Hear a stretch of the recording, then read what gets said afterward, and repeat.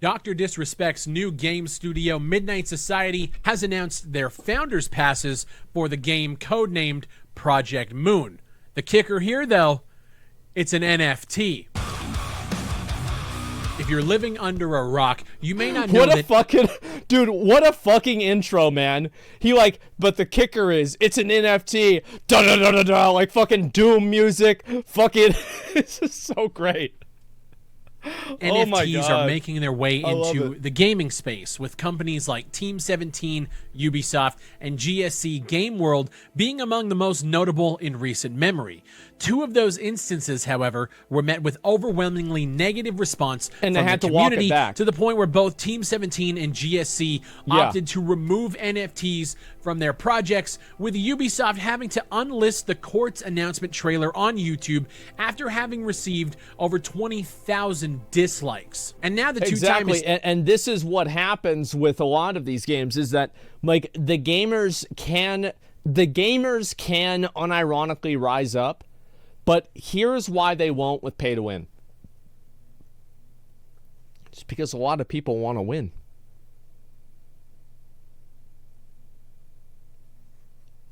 A lot of people want to win. And there's so many people out there that it ain't that bad, to be honest. Exactly, and there's one right there. It ain't that bad. It's not that bad. It's not that bad. Oh, it's not that bad. Oh, it's not that bad. It could be worse. Oh, at least it's not like this other game.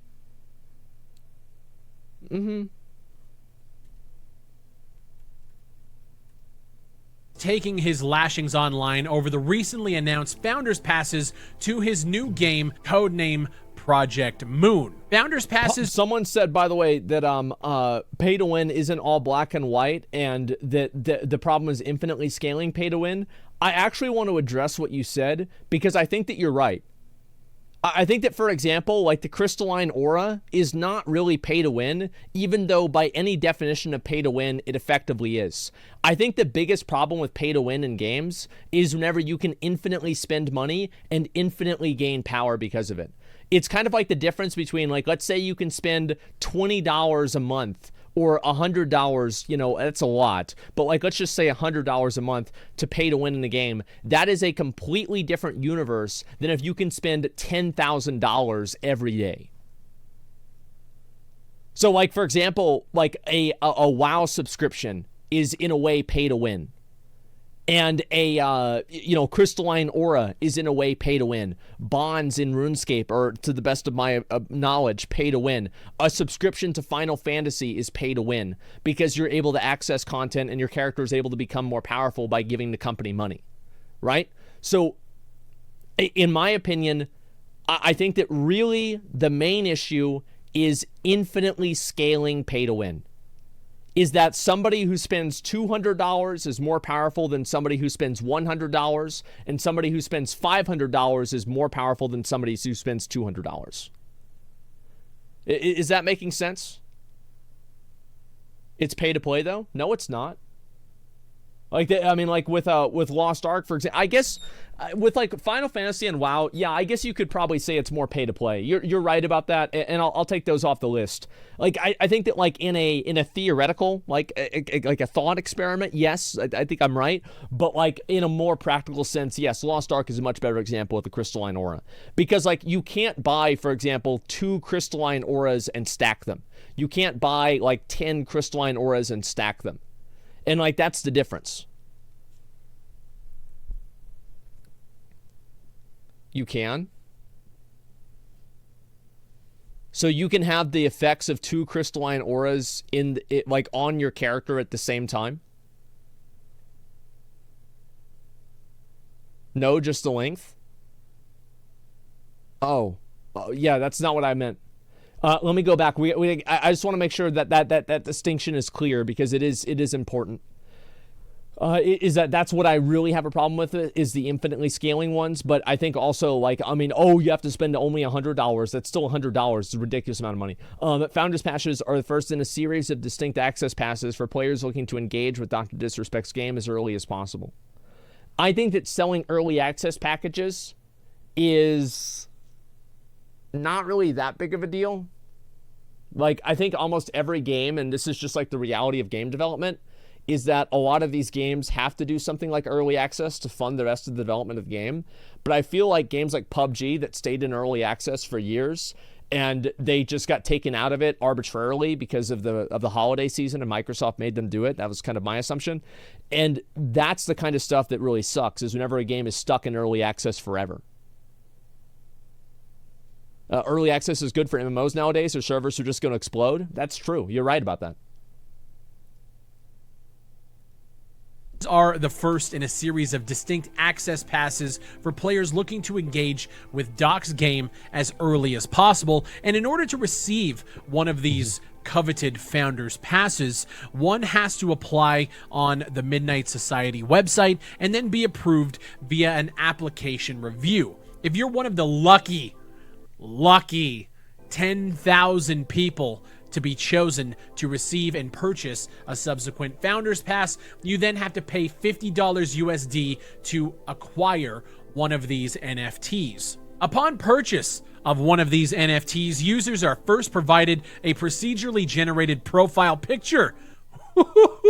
However, according to Midnight Society, it will not offer any in-game advantage. And according to Dexerto, these randomized profiles can be rare or super rare, depending on which armor, weapons, and backgrounds you get in your randomized profile picture. Once it's locked in, the one-of-a-kind item is then tradable across various cryptocurrency marketplaces. Is this like the let me this is kind of the way I feel about how it's being explained.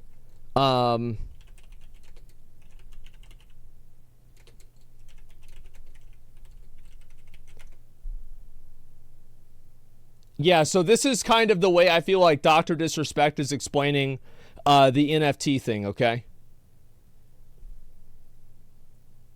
It's not like that, you know what I mean? Like, you married your cousin or some stupid shit, you know? Yeah, my wife, my wife is my cousin or whatever, but it's not like what you think, whatever, you know. Is she like first cousin, or is she? Yeah, no, she, you know, her father. It's explaining. Is the brother of my mom.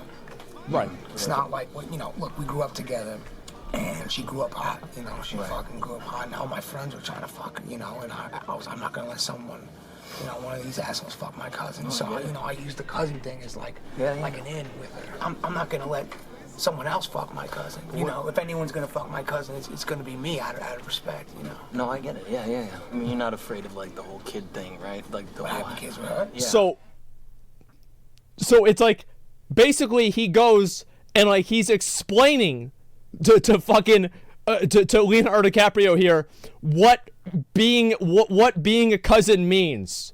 It's like they're not saying NFTs, but he's like, instead of saying NFT, he's saying the definition of it.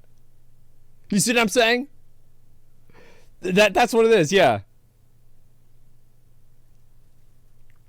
Robert Bowling, who is the Midnight Society co-founder, explains it like this. Once you own an access pass, it is yours to do with as you wish. Well, you can so sell while it. The base price begins at $50 for the first batch, figures could soon skyrocket as users trade the designs back and forth. Why would that even be the case? Because if you were going to trade the items, like if you were going to trade all of these, then why would you even need a review of the person? How does that make any sense? Because the person is, if you need to do a background check or a check on the individual, why would it make a difference if they're being checked or not if the person can resell the package to whoever they want?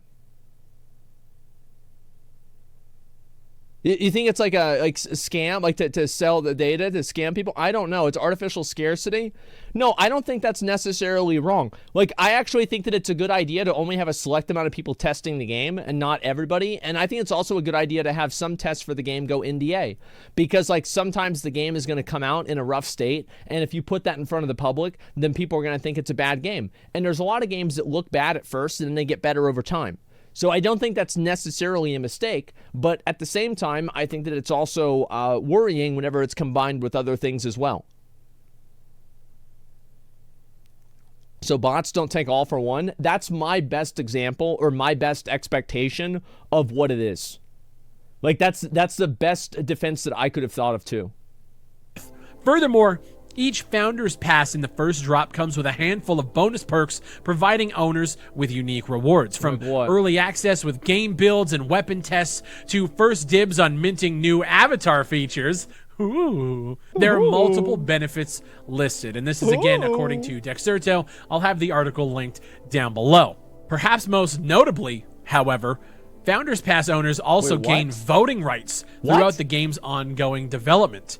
Not only does this pertain to various gameplay features, but these votes can allegedly, very distinct keyword there, allegedly shape the future of a new meta economy designed specifically for the project. Industry pass holders, also known as the Eyes, will form guilds that run all in-universe manufacturing of weapons, mercenaries, and cosmetics. Whatever the fuck that means. Essentially, the Founders Pass is a VIP ticket to the Midnight Society and this game, Project Moon. It's an exclusive club that allows you to get first dibs on merchandise and future what they're calling Visor Cortex drops.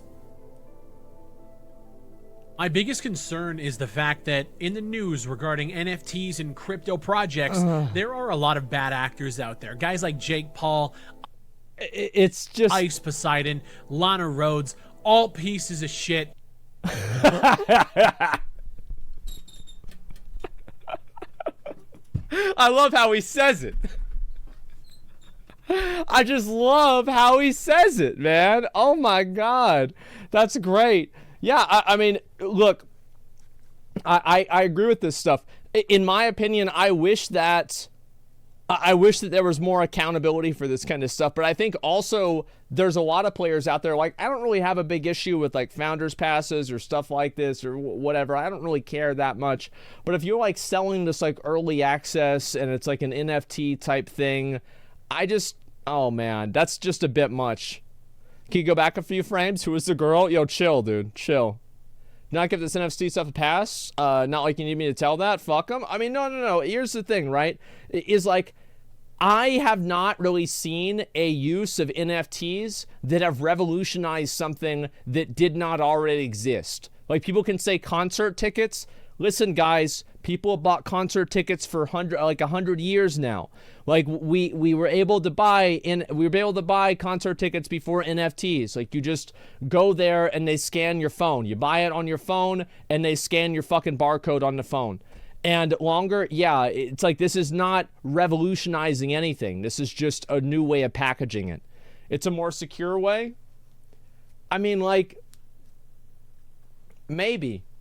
But like a more secure way of selling concert tickets is just really not, in my mind, a huge selling point. Like, I don't really care.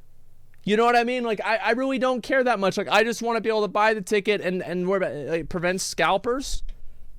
I don't think it really does it? I mean, like, I think that, like, that's another cat and mouse example, right? Where, like, oh, maybe this prevents scalpers now, but they'll just be able to get around that too. NFT equals rug world? I love that. Who have rug pulled their communities for hundreds of thousands, if not millions of dollars in recent months. Yeah. All of them pieces of shit. Now, I'm not saying that Doc is going to be the one to rug pull and scam his community. I just want to clear that up right now. I actually think Doc is going to make good on creating this project. He's been bringing in a lot of talent from the industry, and it's actually shaping up to be a pretty good development team. Yeah, however, it's really disappointing that happened. It is. It's disappointing that he... like now, because I think a lot of people are excited to see what Doc comes up with, regardless of if you think it's like good or not. Like, you're just excited to see what's going to happen. And for me, I'm kind of curious. I'm curious to see what the fuck is he gonna do? What's it gonna be? Right? Is it gonna be a BR? Is it gonna be like a fucking platformer? I'm assuming it's gonna be an FPS BR, right? I mean, that's just kind of what I would guess. But I don't really know, especially since he was, he worked on map design for Call of Duty. But the fact is that I don't really know. And so it's disappointing to see, them go with this NFT route whenever it seems kind of unnecessary. It seems like an unnecessary thing. And like the way I would look at this is like what it would concern me about is this. It would concern me that this is not, do you really think that if this goes well, that they're not going to make more NFTs in the game? That they're not going to add more ways for these NFTs to exist inside of the game? I think that it makes sense that it would. Imagine announcing NFT support before the game of the genre of the game. Yeah, I guess so. You bought NFTs with the post-arc Founders Pack. Weird take. I bought an NFT with the Lost Ark Founders Pack. Did I buy an NFT with that? Yeah. What? Yeah. Did I? Yes, I did. I don't think so. Yeah, I'm not sure. I'm pretty sure I didn't. That's not an NFT. Yeah. Okay, let's go back. This is the first outing of a company and a project, and in that first step, it clearly shows that Doc does not know his target audience at all. The backlash is already starting with Doc having to defend the NFTs almost instantly at the start of his stream today by saying this. Listen, in regards to NFTs, you don't have to have NFTs to play the game. It doesn't change your experience of the game once it releases, and it'll continue to be free to play, right? You can't buy your way to win.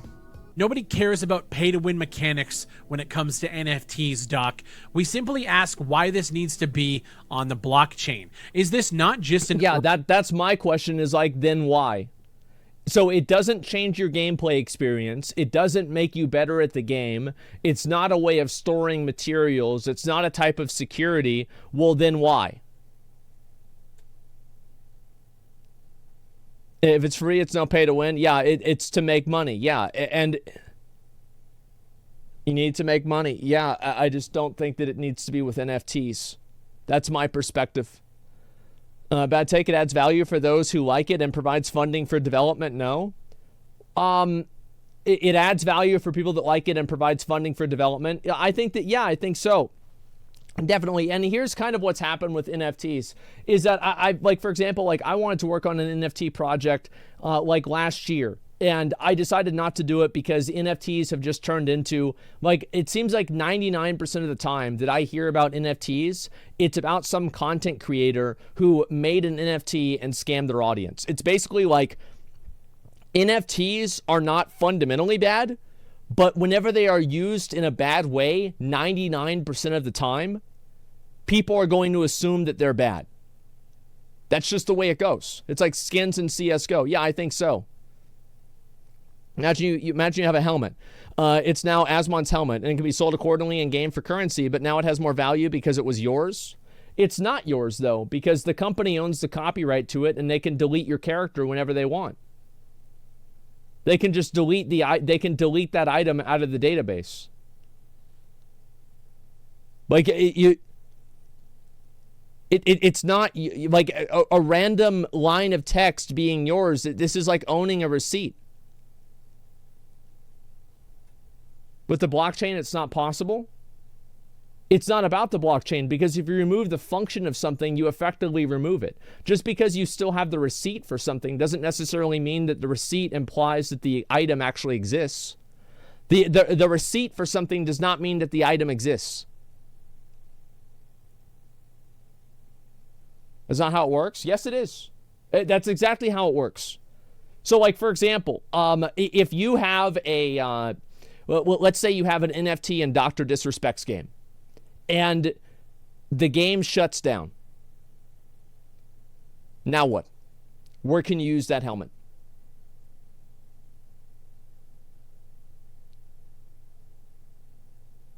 Yeah. So that's the function of something, and the way that you can use it is also what matters too. It's on the blockchain. Listen, I have a pile of receipts in like the corner of my room. Just because I have a receipt for whenever I went to Taco Bell, that doesn't mean that I still have the taco. The receipt doesn't matter. Early access founders pack like every other game does before you. Why the need for blockchain and crypto? Why is it necessary? Especially when the environmental concerns are something that you already needed to come out and address the first day that this announcement came out by saying that it uses certain infrastructure that has a sliver of the environmental impact as traditional NFTs. I don't really look at the environmental impact of like NFTs and crypto as a long-term thing. I think they'll probably get beyond that in one way or another. And like, I think so. I don't really know. I think obviously it's bad now, but making the environmental argument is not something that I really worry about it that much. Stop comparing receipts to blockchain. They're not comparable. You're right. Receipts are more valuable. You are absolutely right. Listen, I can go to the thrift store and I can get a, Pastor Johnson's 2014 Baptist Church Revival at fucking Zilker Park in Austin, Texas. I can go and get a shirt that says that, and there will only be 5 of them in the world. Nobody else will have these shirts. And you know what? It's still $1. Just because something is rare does not mean it is valuable. Just because something has some sense or some idea of exclusivity or whatever does not mean that it is valuable. This is how you can tell that NFTs have no real value. Is that how many people buy NFTs because they believe in a product versus how many people buy them because they use them as speculative assets to just go up in value. Every single person that I've ever talked to that does NFT stuff is just hoping that they can find somebody stupider than they are to buy their stupid picture for a little bit more than what they bought it for. That's what it is. Everybody talking about this shit, everybody get into this. That is the fundamental of what it is. It's not some sort of like new generation thing that like really matters, because if all this stuff really mattered, then why would these people be fucking throwing them around like hot potatoes? It's because they don't matter. It's because it doesn't have any intrinsic value. It's a fever dream that's invented by people that think that they're going to be on a yacht in 5 years with a bunch of models because they watched Wolf of Wall Street 10 years ago and they think they're the next Jordan Belfort. This is the prime American dream. NFTs are the prime pinnacle American dream. It is to get rich by doing nothing of any fucking value, and then on top of that, you did it because you were smarter than other people. And that's why NFT people, and that's why they get into this shit, and they think to themselves, oh, well, you're not going to make it. You don't understand. You need to be more educated, because it is a play on people's intelligence. You are indulging their intelligence in the idea that they are smart in order to take advantage of them by making them do things that a smart person would not do. This is a very simple scam. A lot of times whenever I would scam people, what I would say is that you know, or you understand. And the reason that I would say that and do that to those people is because that involves them and gives them a play on their intelligence. It makes them feel smart. And here's what the best part about this is it is actually harder to convince somebody that they have been scammed than to scam them in the first place. Because as soon as somebody indulges and gets into a scam and they say, hey, listen, I've been fucking scammed, they don't want to admit that they've been scammed, because that would admit that they're stupid. And they will double down on it, rationalize it, and make an excuse for it every single fucking time. This is 101 scamming basics with your boy, all right? I did this for 10 years. I know all the fucking tricks. I've done this myself. I've learned this. My dad did it for 50 years before I did, and then he taught me everything, and then I fucking read about this. I watch videos about it. This is all I would do, is I would wake up in the morning and think about ways to fucking scam people. And the fact is that this is just so obviously a fucking play and a scam. These are Beanie Babies for the fucking 2020s. That's all this is. Where are you scamming people out? I was a kid scamming people out like gold, runs, mounts, different resources, things in real life. I don't like talking about that, but like just plenty of fucking stuff. What I'm really trying to get at here is that this stuff, if they really thought it had value, they wouldn't be fucking selling it constantly. They wouldn't be fucking selling it constantly. The NFTs and like crypto to a lesser extent, but especially NFTs, they prey and they play on the base American dream to get rich doing nothing because you're smarter than other people. You understand? You understand? That's what it fundamentally is. Doc has to somehow make the money back. Well, I mean, the thing is, he just do it without this, right? That's all. People are not uneducated. People are wrongly educated. It's the people. The reason why you have a lot of like the NFT people that say constantly, "Oh, you need to get educated on this," is because they have an implication in their mind that if you knew what they knew, that you would think the same thing. But there's a lot of people that just live in a delusion and they don't realize that other people understand it. They just think that it's fucking stupid. Right? And again, like, you need to educate yourself. Again, it puts them in a position of like a power, of superiority. Selling people on superiority is such an easy sell. It's like selling people by making them feel smart and better than other people, and by the idea of, what's the word for it? Like instant gratification. Like, these two things are probably two of the strongest sales techniques that you see all the time. Used car salesmen do it all the time. Oh, well, you've got to buy it today. We've got a couple coming in tomorrow, and if you don't take it off the lot today, they're going to pick it up tomorrow. And like, that's the kind of shit that they do. And if you can't see this, you will be taken advantage of by it. Yeah, you know if you know, bro. Yeah, exactly. A lot of people know and they don't think it is. Why would they say educate yourself if they had a solid argument? They're full of shit, full stop. Yeah, that's why you keep hearing it. Funny how that's being seen smarter than others. It's not smart. It's basically shooting yourself in the foot. Well, because they think that it's not. That's why. Get educated, you don't understand? Yeah, look at the amount of people that say that. Because they can't come to terms with the fact that people don't place value in what they're investing their money into. Because it's fundamentally valueless. Feels really unnecessary to somehow tie crypto to this project when you haven't actually shown a proper use case outside of owning an exclusive patch or a profile picture that gets you exclusive Who gives a content. shit about that? This didn't need to be an NFT. There's no real benefit to putting this on the blockchain. They're talking about this meta economy, I think it was a but mistake. don't explain what that means. There's a lot of things with this project. Someone said in chat, I think this was really insightful, is that what Doc might be trying to do here is trying to simulate the same type of economy that CSGO skins have. And I think that could very well be it. That could very well be it, and you could be right about that. Aren't really explained that well, and I'm very confused. Like, what does it mean to have early access to industry guilds via the eyes? What does that even mean? And we're buying an NFT for $50 US. A lot of people are going to equate that to a video game pre-order purchase, but we don't even know what the game is yet. We have no idea. We know it's going to be a shooter. We obviously know it's going to be PvP, most likely a battle royale. So. What else is that? Like, we don't know anything. So it feels kind of weird that Doc decided to come out and just do NFTs before showing the actual product itself. And on top of all of that, we're still 3 to 4 years out from possibly... I feel like, Doc, like, this is kind of like one thing that happens with a lot of these content creators, and this is something that I've seen happen before myself, is a lot of times these content creators they'll get into like business, and they'll have like people that want to make money off of the project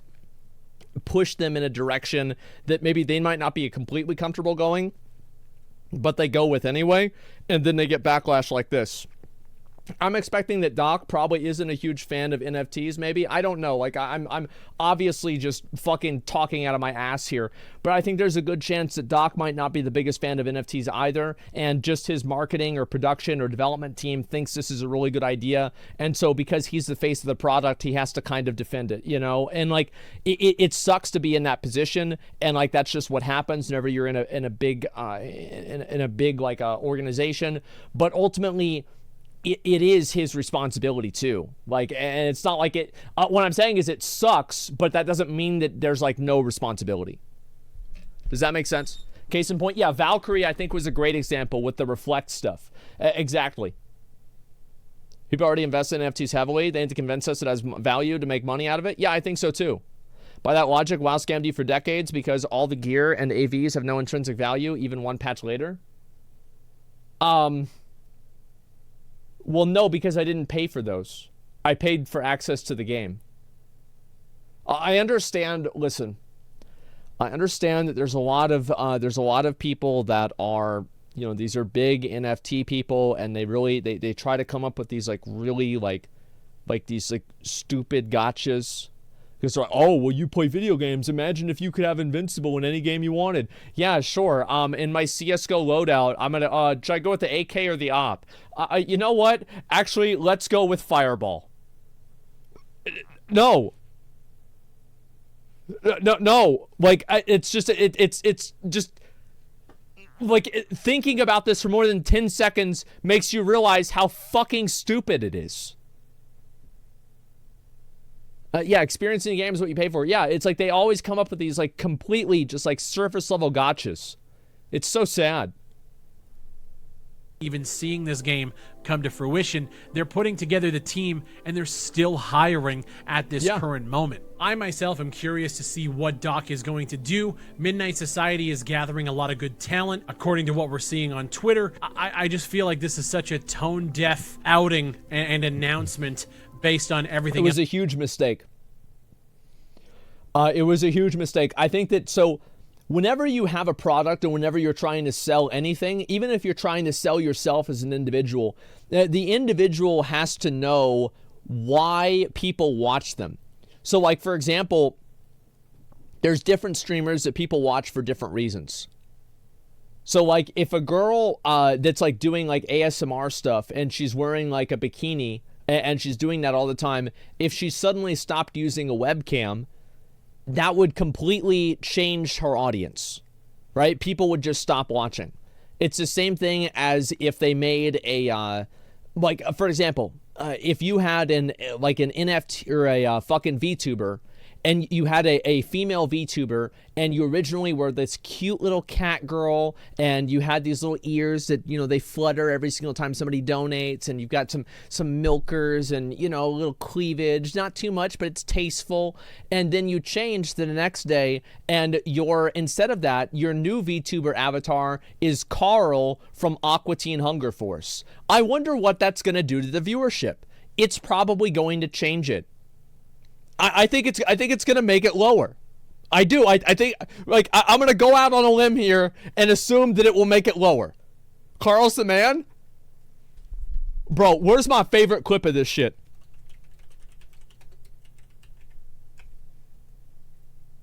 Where's my favorite fucking clip of this shit? God damn it, dude! I can't find this. An 8-minute clip. There was one time Meatball and Carl wanted to fucking play frisbee. And Carl told Meatball to go along. Carl just threw the fucking frisbee on the roof. He says, "Ah, oh man, shit. I guess we can't play anymore." I love that show, man. Yeah, dude, I used to watch that shit every night.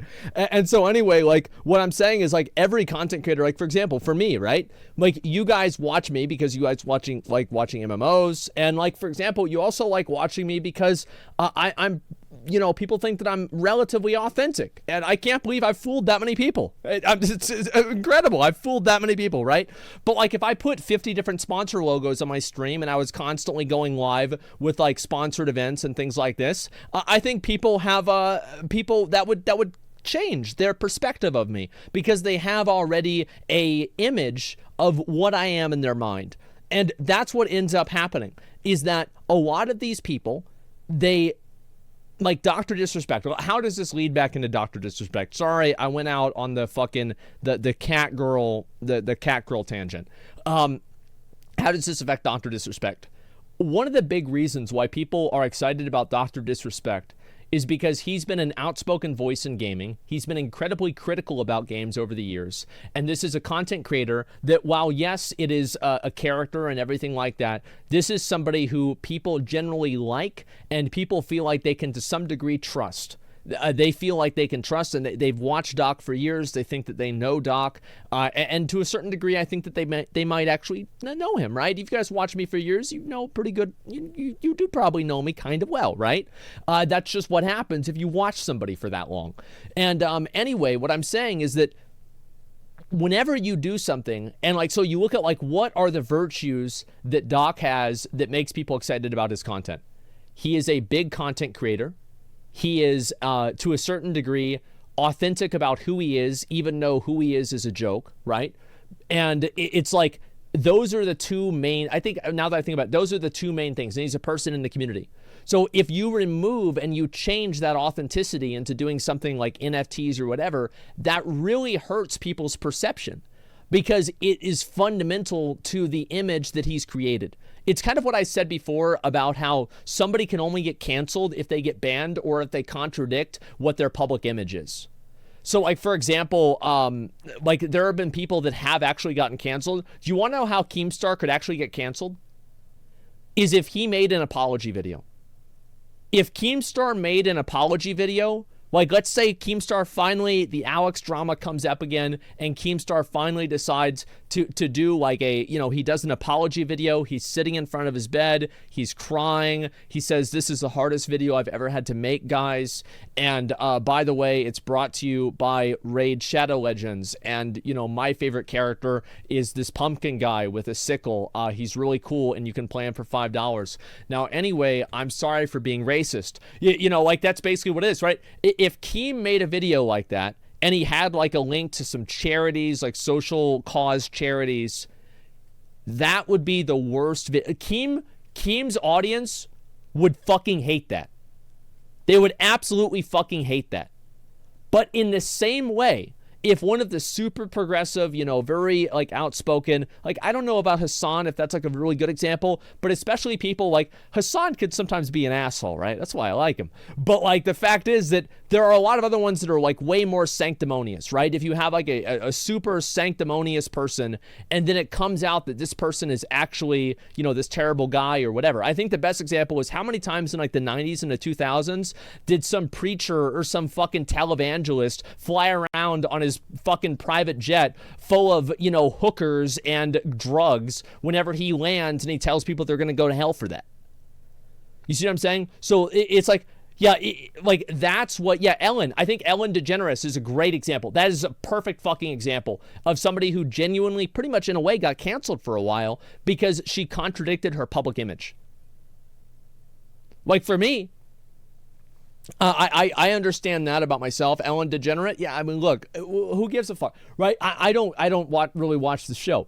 I never thought that she was that bad. I never thought she was that good. It is what it is. So what I'm trying to get at is that contradicting your public image is the only way that you can truly get canceled by your audience. It would be better for Keem if he said the N-word again with the hard R than if he apologized for it. And that's the truth.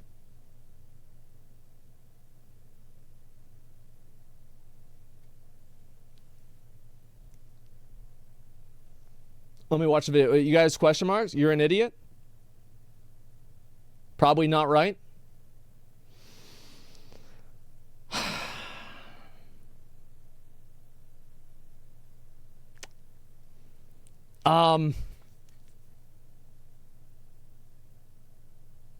Can I think of another good example of this? Let's see. People are mauling in the chat. People are mad because they know that I'm right.